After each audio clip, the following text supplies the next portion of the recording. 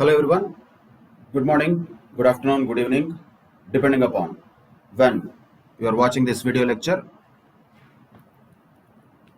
Let's discuss in this session about the agricultural income, which basically is exempt from tax according to section 10(1). That means there is no possibility of including the agricultural income in the total income of the SSE. So actually there itself it looks like what is there to discuss in this. But actually it is not whether agricultural income is exempt from tax that we are discussing. Of course agricultural income is exempt from tax according to section 10(1). But question comes, what is agricultural income and what conditions should be satisfied in order to call an income as agricultural income, and what if the agricultural income and business income both are combined, how to treat that, and agricultural income, though it is exempt, can it increase the tax liability of the SSE, particularly if the SSE is individual or HUF.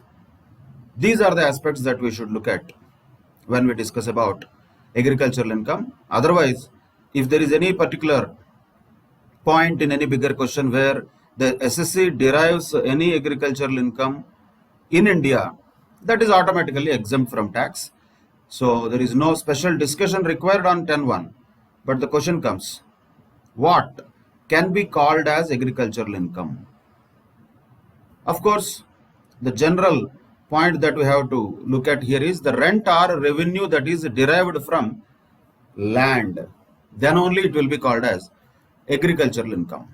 So first and foremost important point here is the rent or revenue that is derived from land. And we are talking about land. And the point here is that rent or revenue can be received.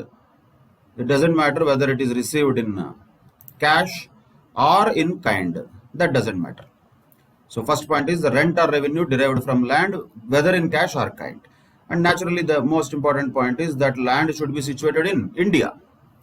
So if at all the land is situated outside India, which means in a foreign country, then this condition is not satisfied, which means that cannot be called as agricultural income if such land situated in foreign country, though it gives some agricultural income, for the purpose of section 10(1), it is not agricultural income. In other words, simply speaking, agricultural income earned from a land situated in India only is exempt from tax, not the land situated outside India. And the third point is, naturally the land should be used for agricultural purposes. We are not talking about any land. We are talking about a land which is used for agricultural purposes. So there are definitely certain gray areas where what is agricultural operations is a disputed thing, but we don't have to get into too much of judicial litigation. But in general, when can an income derived from an agricultural land be called as an income derived from agricultural operations? So what are the three things or three instances where we can say that is agricultural income? First point, if any income is derived by agriculture from land situated in India and naturally used for agricultural purposes, then we can call that as agricultural income, and that is an agricultural operations. Second, any income derived by a cultivator or even receiver of rent in kind. Cultivator means the farmer himself. Receiver of rent in kind means the landlord who has given his land for rent to somebody for farming. The receiver of rent in kind may not cultivate the land himself, but he receives some rent from the actual cultivator in kind. Naturally that will be the grains that or whatever the produce that agricultural activity will give the cultivator. Out of that, a portion will be shared with the receiver of rent in kind. Even if a receiver of rent in kind is there also, whatever that rent in kind which is received is considered as agricultural income only. Whether the cultivation happened by the cultivator himself or the cultivation happened by somebody else who is a cultivator, but the income is derived by, part of the income is derived by the receiver of rent in kind. But this income is derived in which process? In any process ordinarily employed to render the produce raised or received by him to make it fit to be taken to the market. So if any process is involved also in the normal course of making the agricultural produce fit to be taken to the market, any income derived by cultivator or receiver of rent in kind as well will be treated as agricultural income. And not only that, any income that is derived by cultivator or receiver of rent in kind naturally from such land, from what? From the sale of the produce raised or received, in respect of which no process has been performed other than a process of the nature described in B. So raw form, it has been sold directly. If that is sold directly in the raw form, that is also definitely income derived from agricultural activities or agricultural operations, and naturally such income also is exempt from tax. Once again, these are generic conditions that should be checked normally. What is the process that is ordinarily employed to render the produce raised or received to be making it fit to be taken to the market? That again always is a gray area. But in general, when any agricultural produce is cultivated, it cannot be just like that sold. It requires certain basic process to be fulfilled, like harvesting, then polishing, little bit of like that. That process is basically employed to make the produce fit to be taken to the market. Afterwards, if it is further processed, then that is not agricultural activity. For example, taking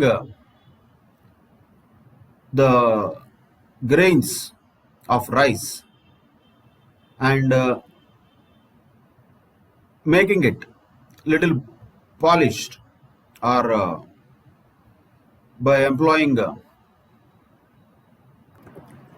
certain machines like polishing machines, or even like before that harvesting machines are there, though they don't involve labor directly, but still those are all part of the agricultural activities only, because those are required.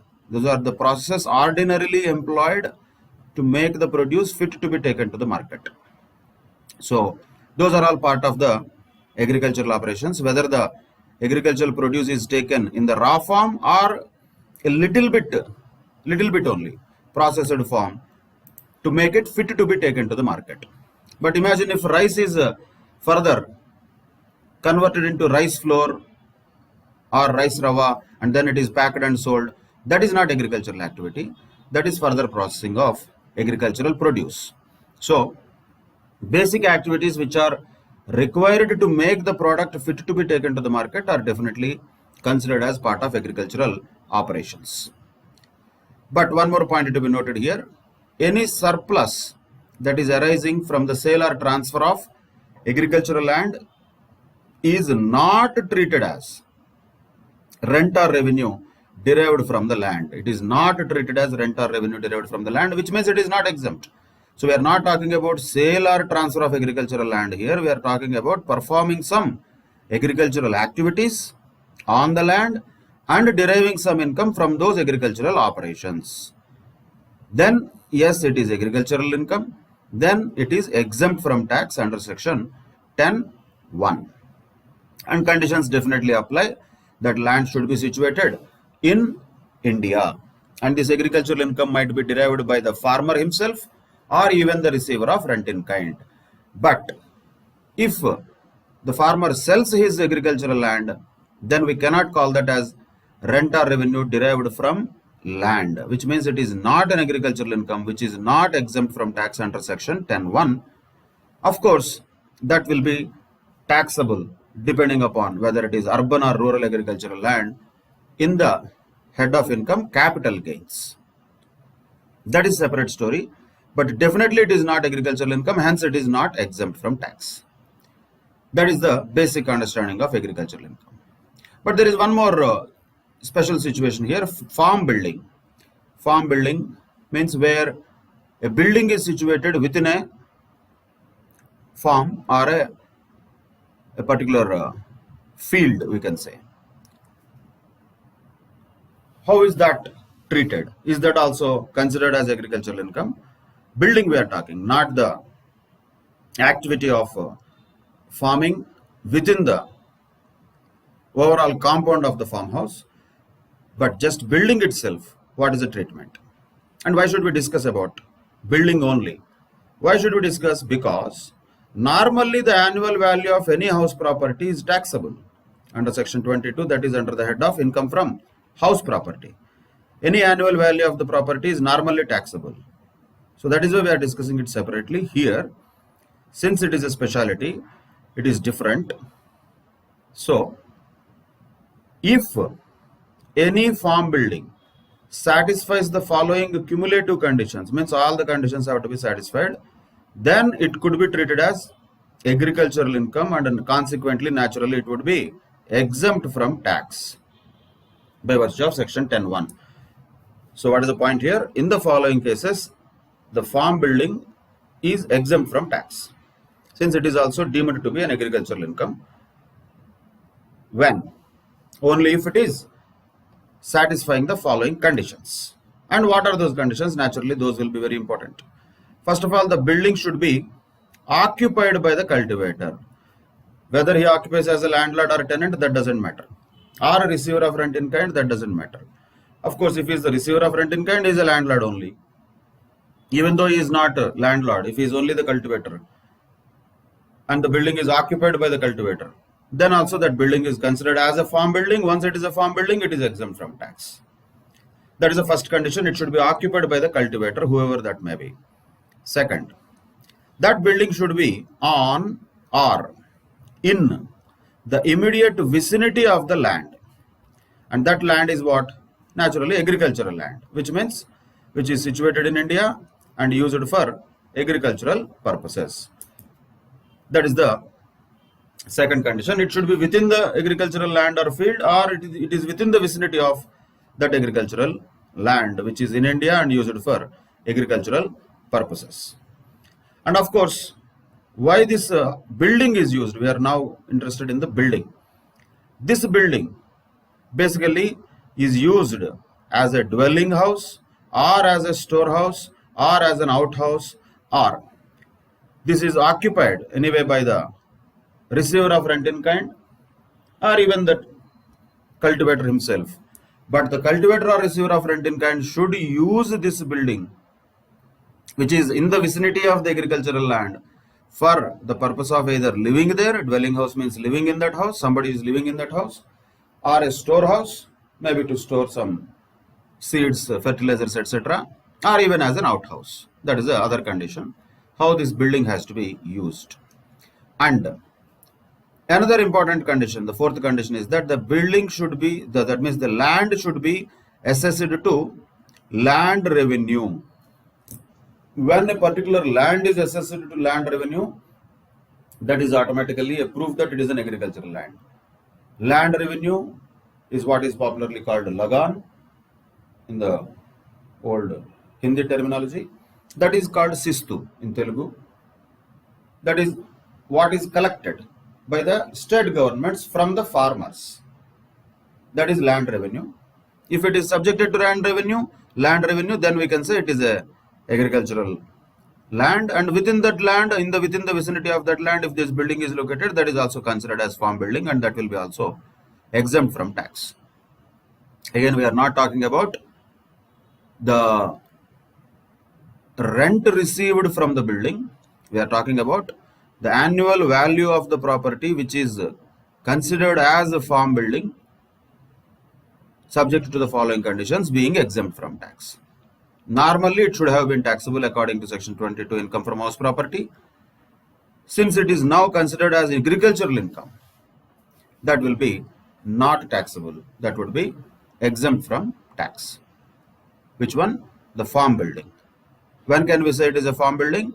When it is occupied by the cultivator and that land, that building is located within the vicinity of or in the vicinity of land, naturally which should be situated in India and used for agricultural purposes. And that building should be used as a dwelling house or a storehouse or outhouse. And that land should be assessed to land revenue.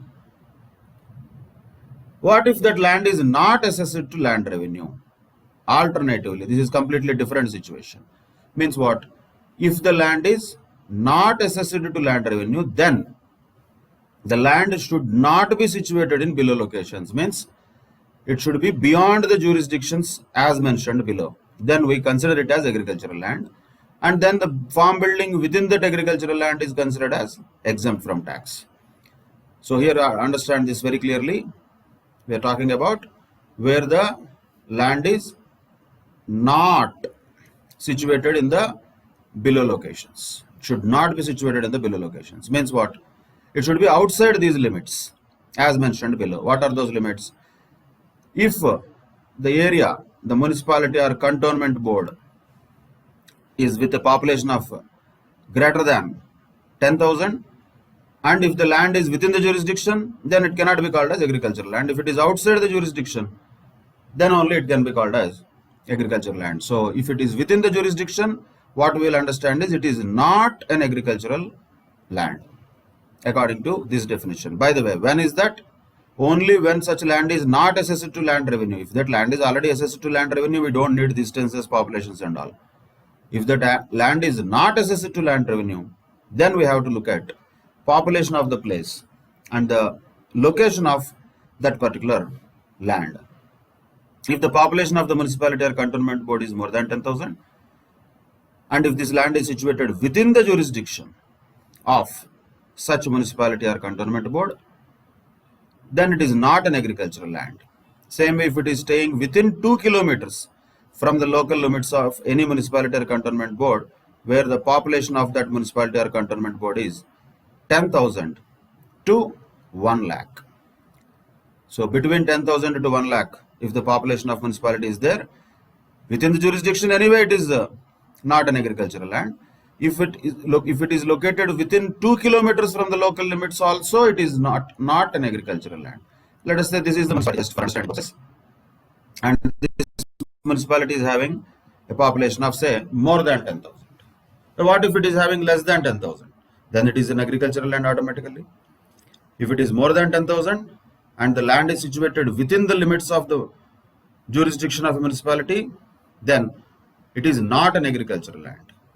Then not just that, outside the jurisdiction of municipality also, but within 2 kilometers from the local limits of municipality, if this land is situated, then also it is not an agricultural land. When if the municipality that we are talking here, whatever the actual place, that has a population of somewhere between 10,000 to 1 lakh.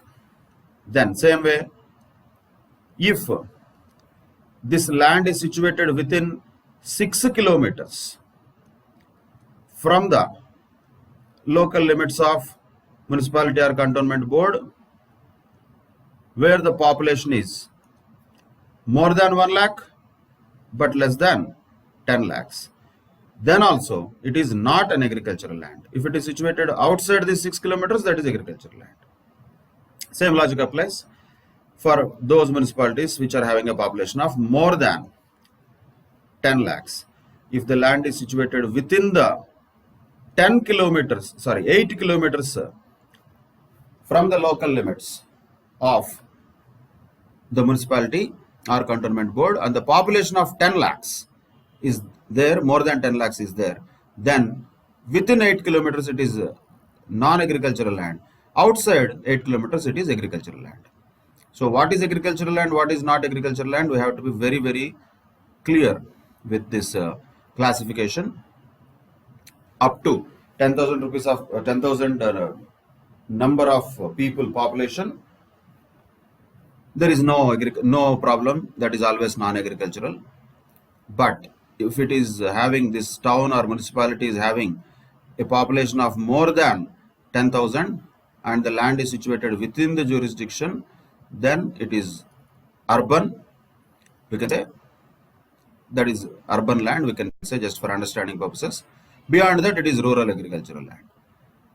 Or even if the land is situated within 2 kilometers from the local limits of a municipality, if the population of the municipality is more than 10,000 but less than 1 lakh, then also it is urban. Or if the land is situated within 6 kilometers from the local limits of the municipality or cantonment board, then also it is considered as urban agricultural land.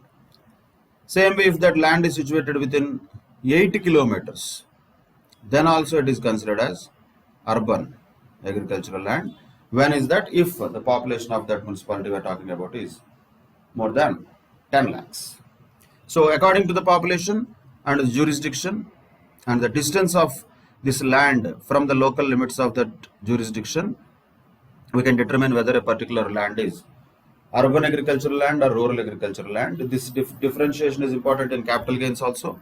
But here for the purpose of identifying whether income from a farm building is exempt or not, while checking the conditions related to that, all the conditions should be anyway satisfied. The farm building should have been occupied by the cultivator for the purpose of dwelling or storehouse or outhouse, and that house or farm building should be within the vicinity of the agricultural land, and that land should be assessed to land revenue. These conditions are there. But what if the land is not assessed to land revenue? Then we have to look at this table. This table has to be remembered very thoroughly. That helps in identifying urban or rural agricultural land. Urban agricultural land, if it is within these limits, then the farm building is not exempt. That's what it means. If it is rural agricultural land, which is outside these limits, then the farm building is exempt. So, how a farm building will be exempt? That depends upon these conditions being satisfied. So, if all the above, all is important, all the conditions are satisfied, then income from the farm building is exempt from tax. That's it. That is about farm building, which is a separate discussion from the agricultural income, normally speaking. See, normally agricultural income is rent or revenue derived from a agricultural land situated within India. What are agricultural operations? Normally, which are all required to make the produce fit to be taken to the market. Those are all considered as agricultural operations only. But selling the land is not an agricultural operation, hence that is not coming under the purview of section 10(1). However, if there is a farm building which is located within the vicinity of the agricultural land and that building is occupied by the cultivator as a dwelling house, storehouse or outhouse, and if that land is subjected to land revenue, that building is not considered to be taxable because it is also considered as agricultural income and hence exempt under section 10(1). However, only for one place where if the land is not assessed to land revenue, then the exemption of farm building, whether applicable or not, depends upon the distance from the local limits of a municipality or cantonment board. Any one of them only will be there. All the conditions are not possible for one case. In one case, whatever the population is, that is a fact. We have to check. Whatever the distance of this particular farm building or land from the local limits of the municipality or cantonment board, that is a fact. So 2 points we have to note here, if at all any questions are related there. One is distance and the other one is population. So distance is one that has to be identified, and the second one is population. And according to these two factors, what we can decide whether a particular land is urban or rural agricultural land. If it is urban agricultural land, farm building within that is not exempt. If it is rural agricultural land, farm building within that is exempt if it is not subjected to land revenue. That is the relevance of these distances. Now, before going to the other provisions related to the agricultural income, let us quickly go through one example here. Example number 4. Whether the following areas can be classified as rural or not. So rural or urban, we can just mark, or yes or no we can say. Determine whether the following areas can be classified as rural agricultural land or not. And what is given? Shortest aerial distance from the local limits of a municipality is given. Population according to the latest census is also given. So within 1 kilometer from the limits of a municipality or cantonment board, where the population is less than 10,000. See, if the population is less than 10,000, definitely it is rural. Less than 10,000 means always rural. More than 10,000 but less than 1 lakh. That is the second case. So in the first case, yes, it is rural. Second case, more than 10,000 but less than 1 lakh. Then what was the limit there? 2 kilometers. If it is within the 2 kilometers, then it is urban. Outside 2 kilometers only, it is rural. So, but this is located within 1.5 kilometers. So, can we call this as rural? No. Why? Because it is within the 2 kilometers limit that is specified. So, here we cannot call this as rural agricultural land. So, answer is no for the second one. What about the third one? The land is situated within 2 kilometers. Shortest distance from the local limits is 2 kilometers. Population is more than 10 lakhs. Up to 8 kilometers it is urban only. So definitely this cannot be also called as rural land. It is also urban land. So no, it cannot be called as rural agricultural land. Then fourth case, that is case D. Within 3 kilometers, that is their distance is 3 kilometers. Beyond 2 kilometers, population is more than 10,000 but less than 1 lakh. Then yes, definitely it is rural agricultural land, because population is more than 10,000 but less than 1 lakh, and the land is situated beyond 2 kilometers of the local limits. Hence it is rural agricultural land. Same way, in case of E, where the population is 3 lakhs. Population is 3 lakhs means more than 1 lakh but less than 10 lakhs. But the distance is only 4 kilometers, whereas the limit there was 6 kilometers according to the table.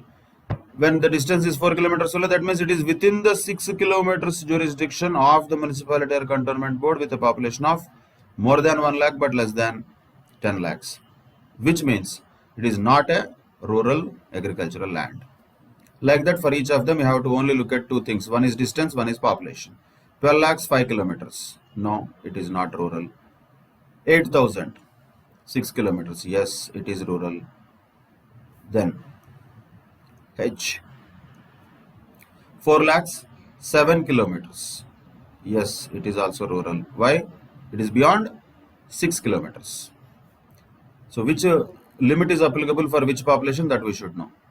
10 lakh 50,000, it is 8 kilometers. No, it is not rural. Exactly 8 kilometers. It should exceed 8 kilometers. So within 8 kilometers means definitely it is not a rural land, it is urban land only. 9 kilometers, yes, it is crossing 8 kilometers, hence it is a rural land. So which are all rural lands, we can say? Wherever there is yes, that is rural land. So this is a rural land, this is a rural land, and this is a rural land.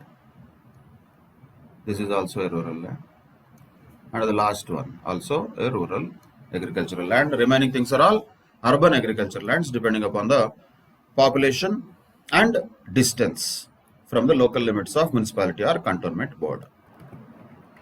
Now let us continue this discussion with some other situations. For example, say where the building is used or the land is used for any purposes other than agriculture, naturally it will be taxable. What is there in that?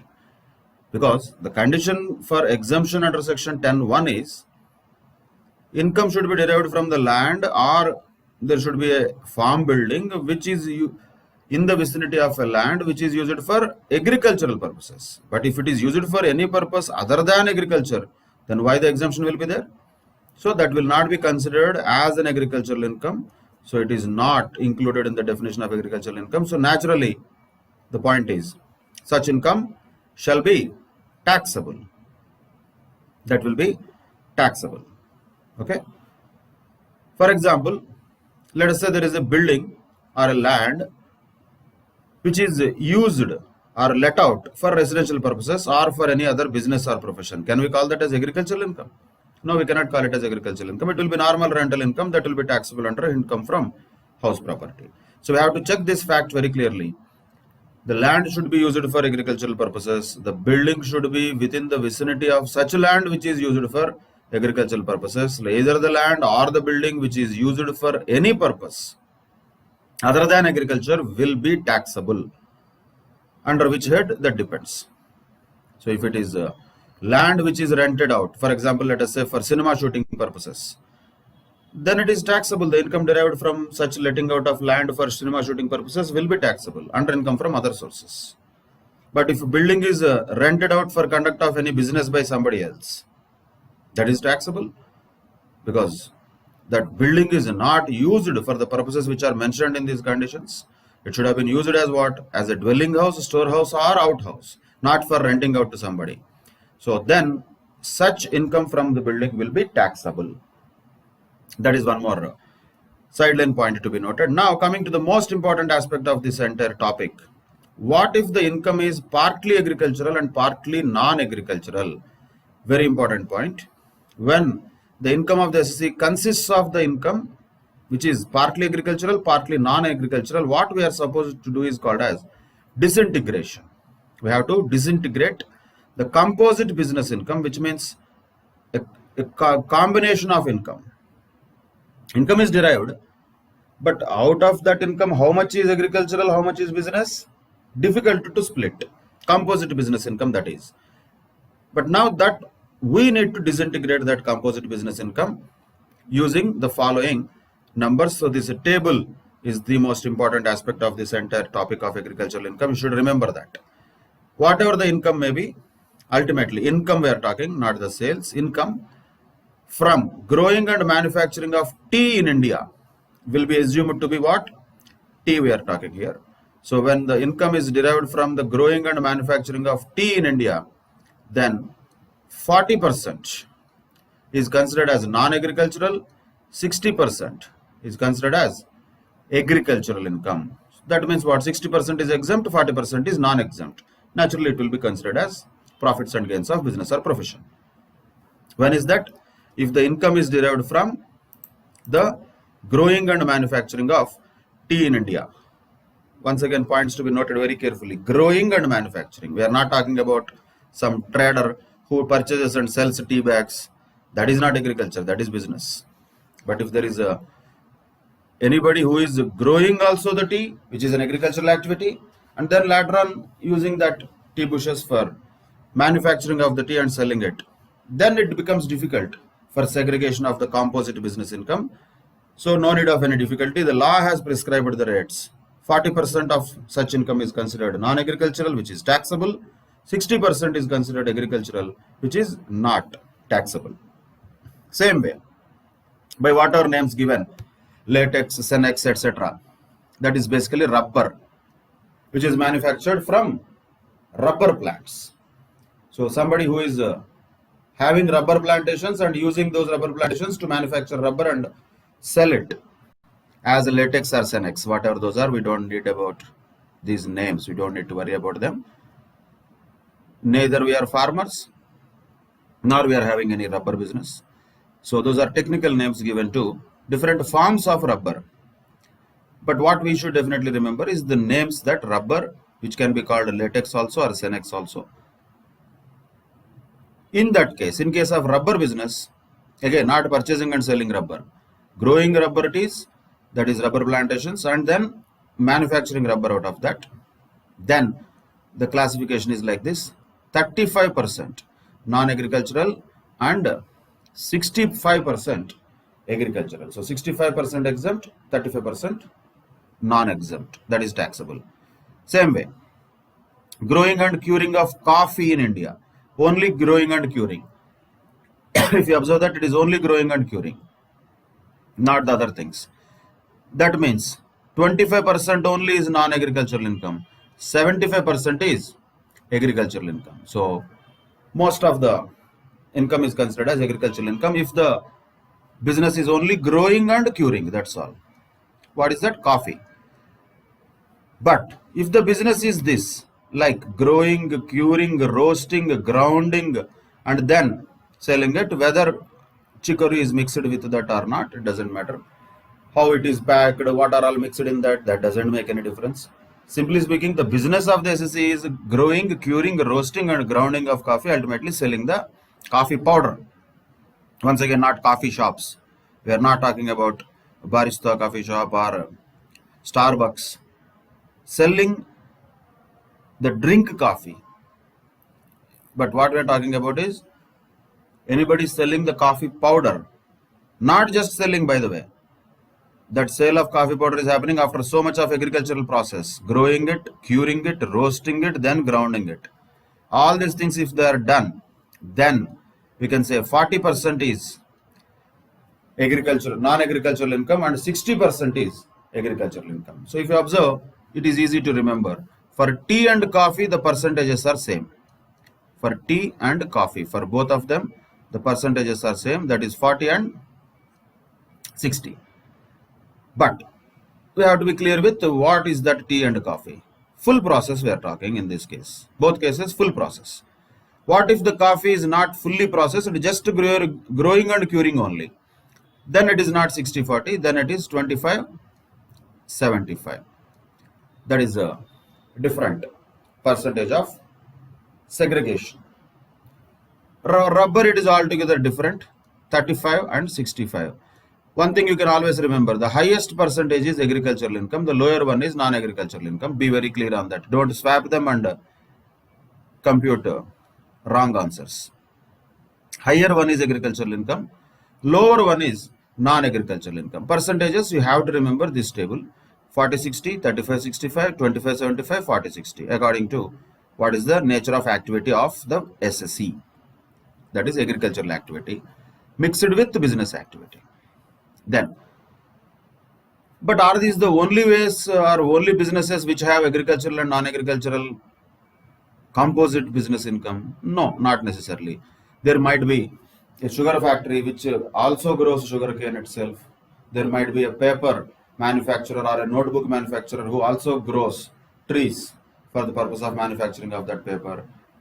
There might be a textile mill which is growing cotton on by itself, on its own, in its own forms. Like this, hundreds of various examples can be there where these percentages are not given. Percentages are given for tea, coffee, rubber, simply 3 only. Sir, what about other cases? When any other situation is there where we encounter composite business income, which means nothing but partly agricultural and partly non-agricultural, then no percentage is given, but the provision is like this. What has to be taken? The market value of any agricultural produce raised by the SSC or received by him as a rent in kind and utilized as raw material in the business shall be allowed as deduction. What is the great thing in that? What is the great thing in that? If you observe the word market value, you will understand. Normally, when you use any raw material, you purchase it from somebody and you use it. And whatever you purchase, that is anyway a genuine business expenditure, that is allowed as deduction. But here, the SSC is not purchasing. He himself is cultivating the raw material. That means what? He has incurred cost only in cultivating the raw material. Is the cost allowed as deduction or the market value of that agricultural produce which is used as raw material now in the business allowed as deduction is the point. It is not the cost that is allowed as deduction, it is the market value that is allowed as deduction. That is the important aspect of this particular provision. Of course, since already the market value is allowed as deduction, no further deduction will be available for any expenditure incurred by the SSC as a cultivator or receiver of rent in kind. Means expenses related to agriculture are already included right in the market value, hopefully, normally, logically, but law doesn't care all of that. It says the market value of the agricultural produce which has been cultivated by the SSC, and that agricultural produce is used by the SSC for his own manufacturing process, for his own business. Then, instead of taking the cost of cultivation, we will take the market value of that agricultural produce. That is the point here to be noted. Very important aspect here also, where it is already an established type of business, tea, coffee, rubber, then we don't have to break our heads. Law has already given percentages, 40, 60, 35, 65, 25, 75, 40, 60. It has given already. And lower one is non-agricultural, higher one is agricultural. But in other cases where SSC uses his own agricultural produce, what happens? That is a problem. That is a point that we need to know here and use it when required. Let us understand this exercise number 1. Mr. B grows sugar cane, okay, fine, and he uses the same for the purpose of manufacturing sugar in his own factory naturally. But 30% of the sugarcane produce is sold for 10 lakhs. He did not use the entire sugarcane that is cultivated for the sugar factory. Out of the whatever sugarcane cultivated, 30% of the sugarcane, you have to read it, not sugar. Sugarcane is sold for 10 lakhs rupees. That is purely agriculture naturally. And the cost of the cultivation of such sugarcane is 5 lakhs. Such sugarcane means the one which is sold. So 10 lakhs he sold it for, 5 lakhs is the cost. So agricultural income in that case directly will be how much? That is 5 lakhs. Then the cost of cultivation of the balance sugarcane. How much is the balance? That is clear, 70%. Is 14 lakhs. Cost of cultivation is 14 lakhs. But market value of the same is 22 lakhs. Now the question comes. Which one is allowed as deduction? Cost of cultivation or market value? That was the provision just now we are looking at. Market value is allowed as deduction but not the cost of cultivation. And after incurring some 1.5 lakhs rupees in the manufacturing process on the balance sugarcane, that is 70%, the sugar was sold for 25 lakhs. Compute the B's business income and agricultural income, both he is asking. Business income also, agricultural income also is asking. See, first of all, agricultural income is clear. How much is the agricultural income? That is very clear. Whatever the sugar cane he has sold, that is for 10 lakhs, minus what was the cost of cultivation of that sugar cane? That was 5 lakhs. So 5 lakhs is agricultural income. That is clear. But what about non-agricultural income, or you can call it business income? In other words, that is PGBP. This is the business income. Business income, you have to understand what is his business. His business is not cultivating sugar cane, sir. His business is sugar business. And what are the sales from the sugar business? That was for 25 lakhs it was sold. Okay, fine. What expenses are all incurred in manufacturing that sugar? One is definitely 1.5 lakhs. That is the manufacturing process. That is the expenditure towards the manufacturing process. That is manufacturing expenses, you can call it. Then he used his own sugarcane as raw material. Question is, while cultivating that sugarcane, he has incurred 14 lakhs rupees cost. Should we take that 14 lakhs as deduction, or should we take 22 lakhs as a deduction? Answer is 22 lakhs. This 14 lakhs should not be considered here. So 22 lakhs is allowed as deduction according to the provision. So that is what? Market value of agricultural produce. So net business income is only 1.5 lakhs. That is PGBP. Right? That is 1.5 lakhs. That's it. So 5 lakhs of agricultural income, 1.5 lakhs of business income. That is the answer. That's what he has asked. So business income is 1.5 lakhs. Agricultural income is 5 lakhs. But though the business income is 1.5 lakhs and agricultural income for what has been sold is 5 lakhs, naturally Another point also comes. What is this difference between this 22 lakhs and 14 lakhs? That can also be considered as agricultural income only. Though he has not actually earned it, it is only the market value of the agricultural produce which was given as deduction here. But essentially what, essence wise, it is a kind of, he sold it to himself. How much was his cost? 14 lakhs. And he sold it to himself for how much? 22 lakhs. Again, only for essence point of view, not that really he does that. So what is the difference between this 22 and 14 lakhs? 22 and 14 difference will be 8 lakhs. So we have total of 13 lakhs of agricultural income and 1.5 lakhs of PGBP. Finally, that is the overall income of Mr. B. Okay. Now let us apply this table also. This is very important table, that is disintegrating the composite business income in respect of tea, coffee or rubber. Let us solve another question related to that, so that as a practice that will be useful. That is in exercise number 3, where the following incomes are derived by an SSE individual who is during the year 2019-20. Fine. So look at each of them one by one, and ultimately, of course, what we are supposed to do is we have to segregate agricultural and non-agricultural incomes. So in the examination, definitely particulars, we can segregate it to agricultural income and non-agricultural income, or either way you can do, that is up to you. Non-agricultural income, agricultural income, we have to split it. First one, income from growing and manufacturing tea in Simla.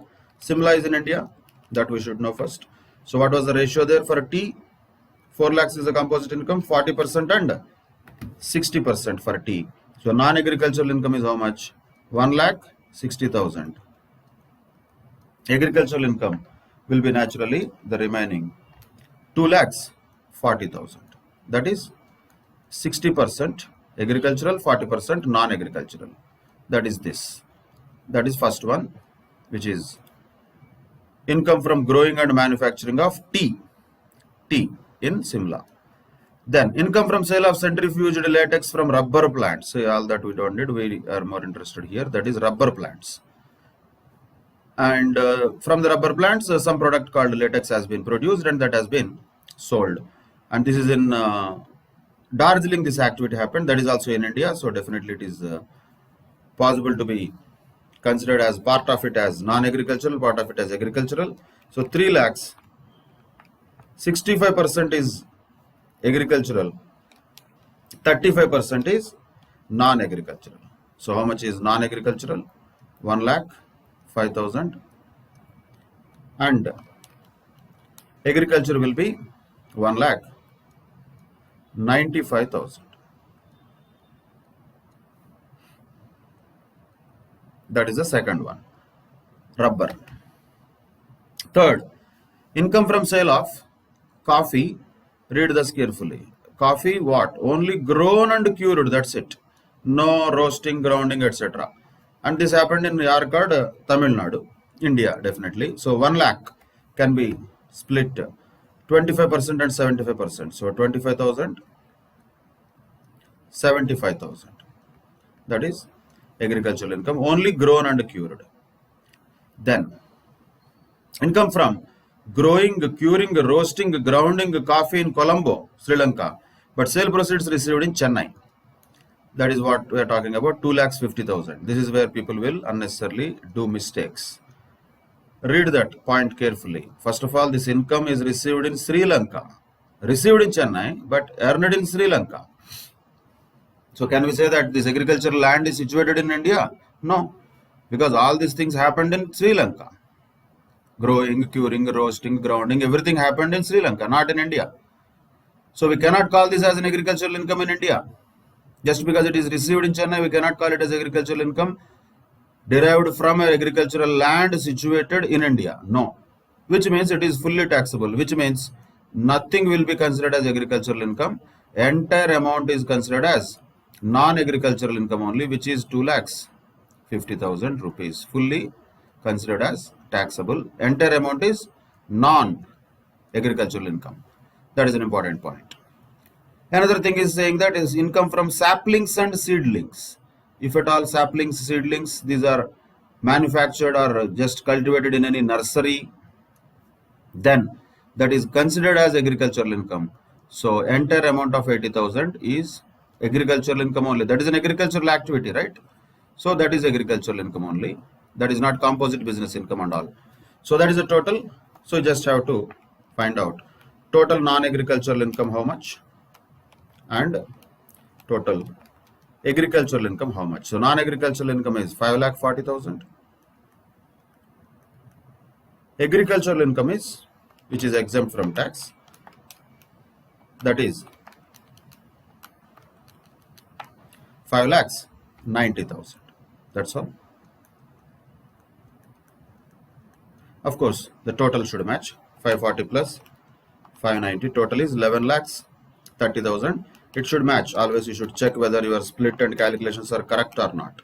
4 plus 3 plus 1 plus 2,50,000 plus 80,000. Total is 11,30,000. Yes, that is matching. So that is a split of composite income into agricultural income and business income. The very important aspect, applying the table of here, classifying the total income into agricultural and non-agricultural incomes. That's what is there in this table. We applied that table now. And if there is any activity other than coffee, tea, rubber, then we have to just use the market value of such agricultural produce as if it is purchased from the shelf, and that market value of agricultural produce can be claimed as reduction from the business income of the SSE. So that is a very important aspect in this chapter. That was disintegration. Now we have something else. This is reverse. This is what we call it as partial integration of agricultural income with non-agricultural income. This is also for small MCQ questions or smaller questions, it is important. Partial integration of agricultural income with non-agricultural income. Why it happens, how it happens, for which type of SCs this will be helpful or not so helpful. Let us understand that. First of all, as we all know, the Constitution of India gives power to the Union government to levy tax only on the incomes other than agricultural income. So practically from the constitutional point of view, the central government does not have any right to levy taxes on the incomes which are agricultural income. So it has the power to levy taxes only on the incomes other than, this than is missing, other than agricultural income. Only central government can levy tax. But the power to levy tax on agricultural income is vested with state governments. So naturally central government cannot impose tax on agricultural income. That is the reason why they have exempted it under section 10(1). We know that. And also we know that 10(1) does not exempt foreign agricultural income. That is very much taxable. So that is treated on par with non-agricultural income. All these things we know that.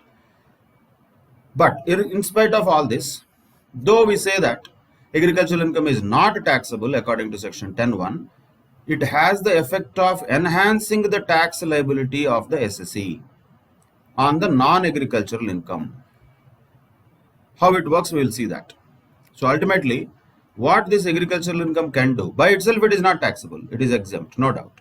But it is included while determining the rate at which the non-agricultural income is chargeable to tax. In other words, it will push the slab rate to the next level when agricultural income is also mixed with the non-agricultural income. According to this partial integration, what effect it will have is, it will push the tax rate applicable to the SSE to the next slab. Imagine if an SSE is having a applicable slab rate of only say 5%. After adding agricultural income, his total income might be in such a way that he might be pushed to the next slab, that is 20% slab. Or if he is already having a slab rate applicability of only 20%, he might be pushed to 30% slab. But ultimately agricultural income is exempt from tax. But it has the impact of increasing the tax liability of the SSE with the process of partial integration. That's what is another small but important topic. But of course, this partial integration we should not do every time. These conditions we have to definitely look at. Only when we have to do partial integration, if the non-agricultural income exceeds the basic exemption limit, then only. Second, agricultural income exceeds 5,000 rupees, then only. So then only we have to apply this process of partial integration. Otherwise, we don't need to apply this partial integration process. In other words, if the non-agricultural income is less than 2,50,000 or 3 lakhs or 5 lakhs as the case may be, or if the net agricultural income is only less than 5,000 or 5,000, there is no need of partial integration, it is just ignored. No partial integration is required in that cases. Then how to do this partial integration? What are the steps involved in partial integration of agricultural income? So these steps have to be followed very carefully. Step 1, that is to find out the tax payable normally on agricultural plus non-agricultural income. Agricultural plus non-agricultural income, we have to find out the tax payable. Of course, without the cess and all, cess will be coming later. Normally, what is the tax payable on agricultural income plus non-agricultural income put together? That is step 1. Then step 2 is to find out the tax payable on agricultural income plus basic exemption limit. Whatever the agricultural income may be, plus basic exemption limit, how much is the tax payable on that? Step 3 will be step 1 minus step 2. Then step 4 will be to add health and education cess of 4% to step 3. That's it. These are the processes that we follow. So what happens here when you say step 1 minus step 2? Definitely agricultural income and basic exemption limit both are reduced. The tax on that is reduced. However, the original tax payable on the overall income, that is agricultural plus non-agricultural income, the rate applicable for that tax will be pushed up possibly, which will increase the overall tax liability of the SSE. That effect this partial integration process has. Though agricultural income is exempt from tax, can it increase the tax liability of the SSE because of partial integration? Answer is yes. That can be possible. That is possible. But one more point. When will this have an impact really? Naturally, only when the SSE is having the slab rates of tax. If the SSE is having flat rates of tax, first of all, the concept of basic exemption limit itself is not valid there. So we don't need to worry about that. For example, if we talk about the firms or companies, etc., where flat rates of tax are applicable, this partial integration will not have any impact. Where it will have impact? Where the SSE is having non-agricultural income and agricultural income put together, and he is an individual or HUF, where the slab rates are applicable, then only partial integration will have some impact. So let us just calculate this exercise number 2. Imagine this agricultural income of the SSE as given in the question is 2,58,000. Okay. Then non-agricultural income of the SSE is 4,95,000. Right? Agricultural income is 2,58,000. Non-agricultural income is 4,95,000. See, normally speaking, just like that, if we see, SSE doesn't have to pay any tax. Normally speaking. Why? Because his non-agricultural income is 4,95,000. Agricultural income is exempt from tax. So what happens? How it looks like? It looks like SSE doesn't have to pay any tax because his total income is anyway less than 5 lakhs. After a rebate of 87A, definitely SSE can say that no tax liability is there for this person. But is it true? Let us check it out. So if we think that agricultural income is exempt from tax anyway, non-agricultural income is less than 5 lakhs, so anyway nothing will be taxable in the hands of this person, whether it is correct or not. Let us check. Applying the partial integration process. First, what we should find out? We should find out the tax payable on the total income, including agricultural income. That means 2,58,000 plus 4,95,000. The total is 7,53,000. On that, how much is the tax that is payable? Naturally, minus 5 lakhs into 20%,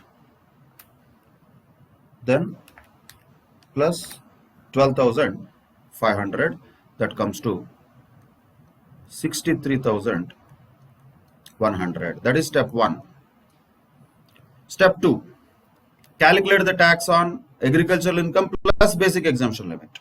2,58,000 agricultural income plus basic exemption limit 2,50,000, which is normal.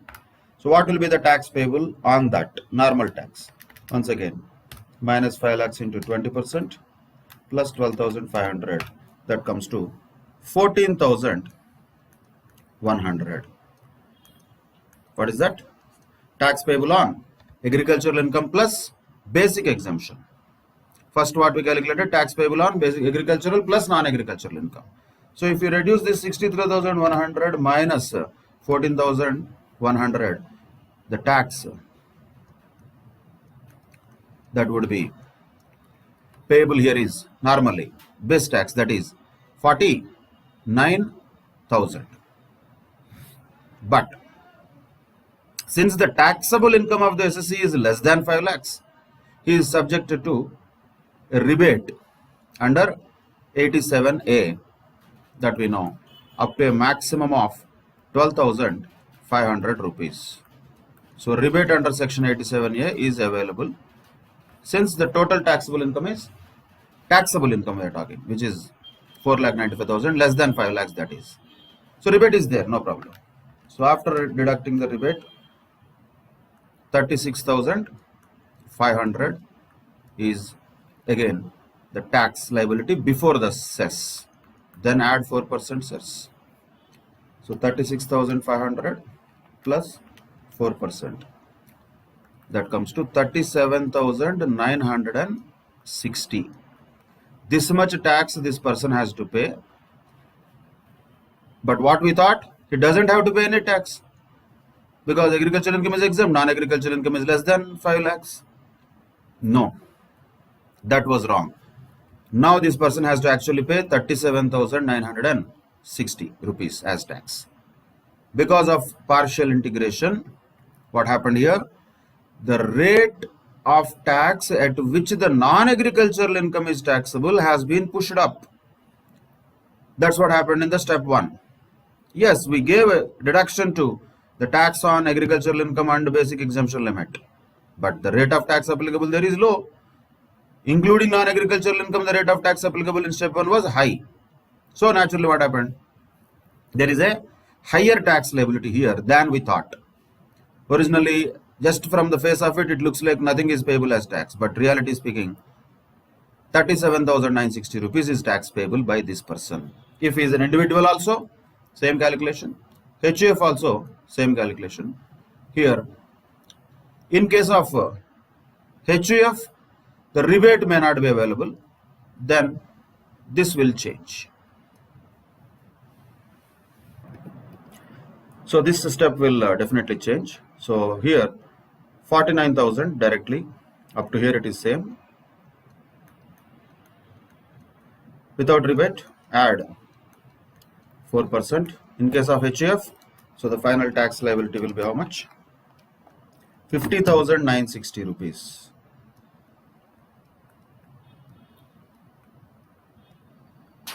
So that is for HUF. In case of a farm, it doesn't matter because agricultural income is exempt from tax. Non-agricultural income is directly taxable at a rate of 30%. So 4,95,000 into 30% plus 4%, Finally, for a firm, the tax liability could be 1,54,440, only related to non-agricultural income, and this partial integration is useless for a firm. It doesn't matter. Same with Indian company also, assuming 25% rate of tax is applicable since it is a smaller income. Agricultural income is exempt. 4,95,000 into 25% plus 4%, 1,28,700 rupees is the tax that is payable in case of an Indian company, naturally. That is different types of calculation of tax using agricultural and non-agricultural income. This can be asked as one of them as a bits or all of them as one 4 marks question also. So in case of individual, it was 37,960. In case of HUF, it was 50,960.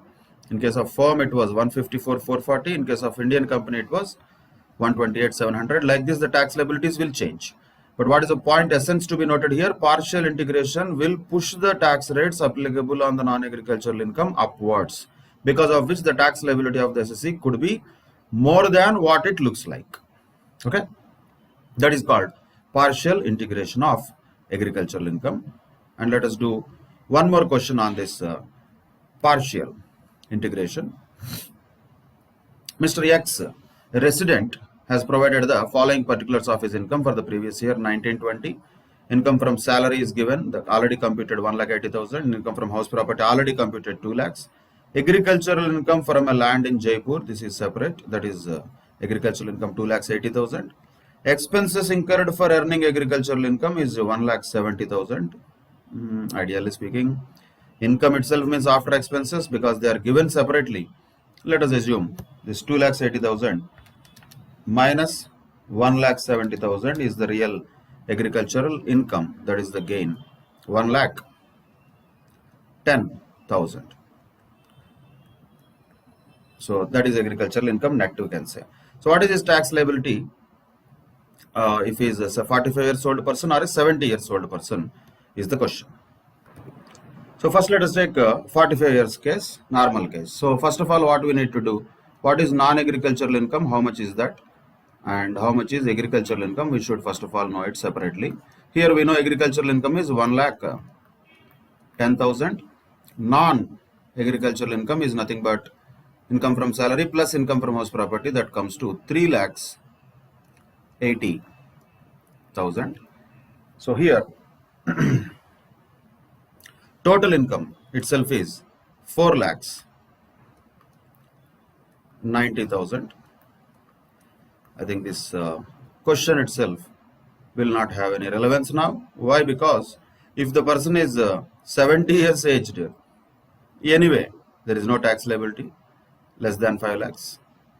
If the person is 45 years aged also, since rebate is there, there will not be anything taxable. So with these numbers, this question answer will be nil always. Tax liability is not going to be there for both the cases. Even if we add these two also, total is not coming to even 5 lakhs. So there is no tax liability that can be particularly looked at. But if you follow the steps one by one, let us also check that. For a normal 45 years person, keeping rebate apart, 4,90,000 minus 2,50,000 into 5%. So put together, total tax liability on the agricultural plus non-agricultural income will be 12,000 rupees. 4,90,000 minus 2,50,000 into 5%. So what is the tax liability on agricultural income plus basic exemption limit? 110 plus 250 minus 250 into 5%, that comes to 5,500. So very clear, 1 minus 2 step, that gives rise to 6,500 rupees normal tax liability, because rebate is there anyway up to 12,500. There is no tax liability even for 45 years also, 70 years also. So this example doesn't hold good with these numbers. Maybe with different numbers, definitely we can identify how the partial integration works. So let us take little different numbers. because it's anyway for only practice and understanding. So let us take another case. This case, keep it apart. Let us take another case where non-agricultural income is, let us take the case which is already solved only. Let us say here we have already solved about this guy, right? Who is that? Some individual SSC, exercise number 3. Non-agricultural income was 5,40,000. Yes, we can take that. And agricultural income was 5,90,000. Let us take the same case. What is the tax liability if in the same question it is asked? Non-agricultural income is 5,40,000. Agricultural income was 5,90,000. Total. So 540 plus 590, 11,30,000 was the total income of the SSC, of course. On that, step 1 is the computation of tax on this 11,30,000. So 11,30,000 on that, how much tax it will be? Minus 10 lakhs into 30% plus 1,12,500. So that comes to 1,51,500. That is step 1. Compute tax on both agricultural and non-agricultural incomes. Step 2. Compute tax on only agricultural income plus basic exemption limit, that comes to 8,40,000. So 8,40,000 minus 5 lakhs into 20% plus 12,500. So step 2 will be 80,500. That should be reduced from step 1. So how much is the resultant? 71,000 rupees is the resultant. No rebate and all here, but you have to add 4% cess.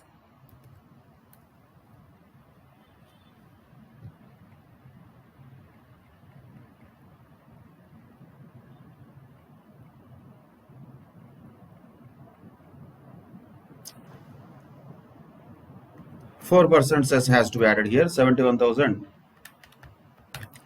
plus 4% comes to 73,840. That is the tax liability of this SSC. Integrating agricultural and non-agricultural income first, then reducing the tax liability on only agricultural income plus basic exemption limit. On the remaining, adding the cess. This is the income tax. But if you just imagine, only for normal logical purposes, imagining that agricultural income is exempt, anyway it is exempt, so completely ignoring it. If you calculate tax liability only on 5,40,000, how much would that be? So 5,40,000 into minus 5 lakhs into 20% plus 12,500, it would be only 20,500 plus 4%, 21,330. If at all, agricultural income is completely exempt, and if we just ignore it without partial integration and all, only non-agricultural income 5,40,000. If it is the income of the SSC, then the tax liability would have been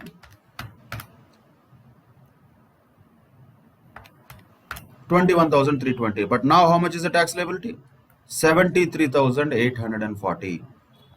73,840. That much tax liability is increased now. Why it has increased? Can we say that agricultural income is taxed? No, it is not taxed.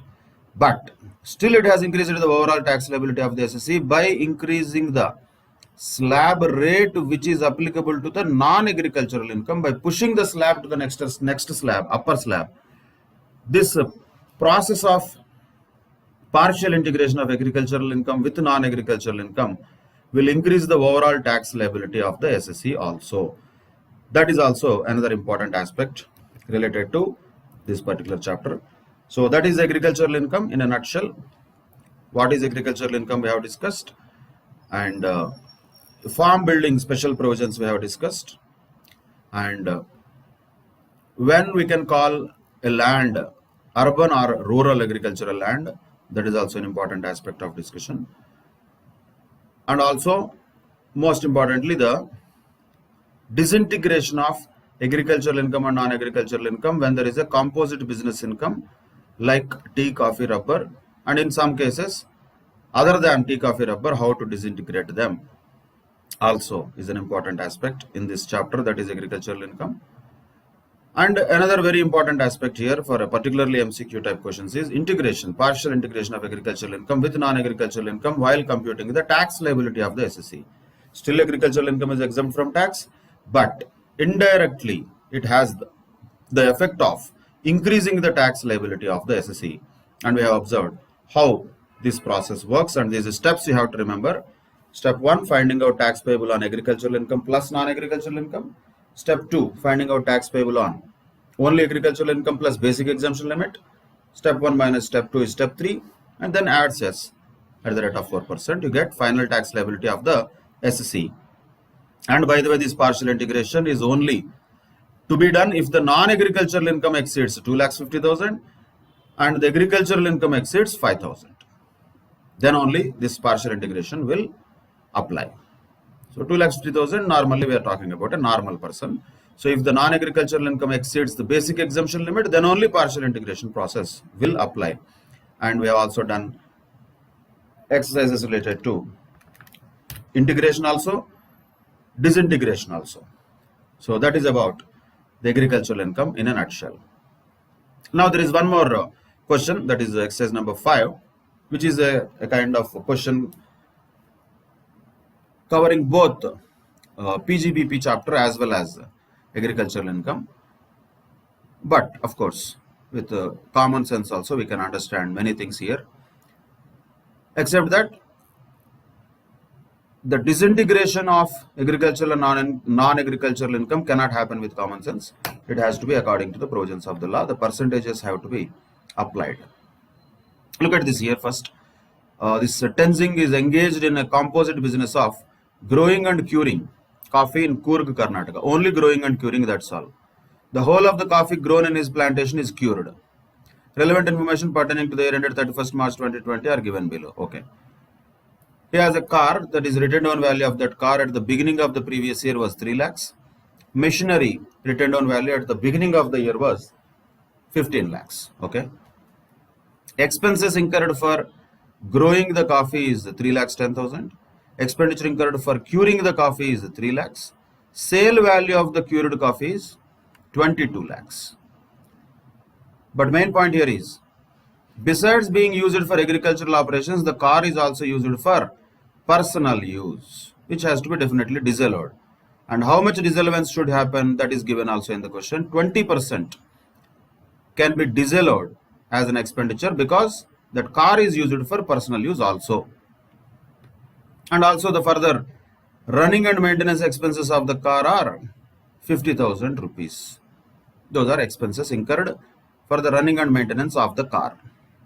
Machines were used in the coffee curing business operations, naturally. Those are eligible for depreciation, definitely yes. Compute the income arising from the above activities for the assessment year 2021. Also show the written down value of the assets as on 1/4/2020. That is a separate calculation.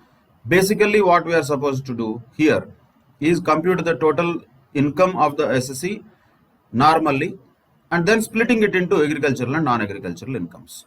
So how to calculate the income of the SSE? We just common sense once again, just taking first of all what is the sale value, how much is the sales here of the entire final output, that is 22 lakhs. Okay, fine. From that you have to reduce all the costs, then only you get profit, right? So how to reduce the cost, which costs have to be reduced? Definitely expenses incurred for growing the coffee should be reduced. So reduce 3,10,000. That is one deduction. Expenditure incurred for curing the coffee, of course, that is also expenditure incurred. So that should be reduced. That is 3 lakhs. Then depreciation on car and machinery should be reduced. Yes. First machinery let us take. Machinery, how much will be depreciation? 15 lakhs, 15% means it will be 2 lakhs 25,000. That much depreciation has to be reduced. So 2 lakhs 25,000. Okay, fine. Depreciation on machinery. Depreciation on car. So depreciation on car normally, which is used for business and personal, normally car which is used for business purposes is eligible for 15% rate of depreciation. And here main point is, in that 20% is for personal purposes. So the calculation will be what here? 3 lakhs into 15% into 80% only, because how much is allowed is 80%, how much is disallowed is 20%. So how much will be depreciation that can be allowed on car? Only 36,000. Calculation how it is? 3 lakhs into 15% into 80%, because 20% is disallowed for personal usage. Then expenses incurred for car running also there, 50,000. In that also we can take 80% only as business expenditure. So 40,000 can be reduced as a business expenditure here. That is okay. So if you reduce all these expenses from the sales revenue, you get profit. That is a normal point. So 22 lakhs minus 3 lakh 10,000 minus 3 lakhs, 2 lakhs 25,000, 36,000, 40,000. So it will be 12 lakhs 89,000, we can say, is his profit. Check that once again. 3 lakhs 10,000, 3 lakhs, 225, 36, 40, 911 minus 22 lakhs. That comes to 12 lakhs 89,000 is the overall profit of this business. But in that, how much is agricultural? How much is non-agricultural? That is what we have to split. And this guy is only doing what? Growing and curing. That's it. When only growing and curing, it is agricultural 75%, non-agricultural 25%. That we should remember. And then accordingly, you should calculate how much will be agricultural income in this 12 lakhs 89,000. That comes to 966,750, and remaining 20%, 25%, sorry, is going to be 3 lakhs 22,250. So 75% agricultural, 25% non-agricultural. So that is the segregation, or you can call it disintegration, you can call it, of agricultural and non-agricultural incomes. So finally, non-agricultural income of course will not be taxable, agricultural income will be taxable. And if he asks for the tax liability calculation, then you have to use the partial integration process anyway, because he is an individual. Definitely it will have impact on his final tax liability. That also can be an additional question in the same way. And how much is the written down value of the assets also is asking. Basically, whatever the written down value opening is, deduct the depreciation that is allowed as deduction under section 32. The remaining will be the written down value of that particular asset. For example, car, 3 lakhs minus 36,000, that will be 2 lakhs 64,000 will be the closing written down value. Same way for machinery, 15 lakhs minus 2 lakhs 25,000, 12 lakhs 75,000 will be the closing written down value of machinery. That is also asked here. That can be mentioned in the answer also. So that's it. Finally, the agricultural and non-agricultural income of this person is 966,750 and 322,250 respectively. If tax liability is asked, that can be also done. Written down value of the assets is asked, anyway that can be also shown. Like this, questions can be asked for 5 marks. Very much possible. But ultimately what are important here in this chapter are, broadly speaking, 2 concepts. One is integration, that is partial integration for tax purposes, rate purposes. Second one is disintegration of agricultural and non-agricultural income. So on one side there is integration, on the other side there is disintegration. Disintegration, these percentages definitely have to be remembered and applied according to the information that is given in the question. Right? That's it about agricultural income. With that we can conclude this session. Thank you very much. Bye bye.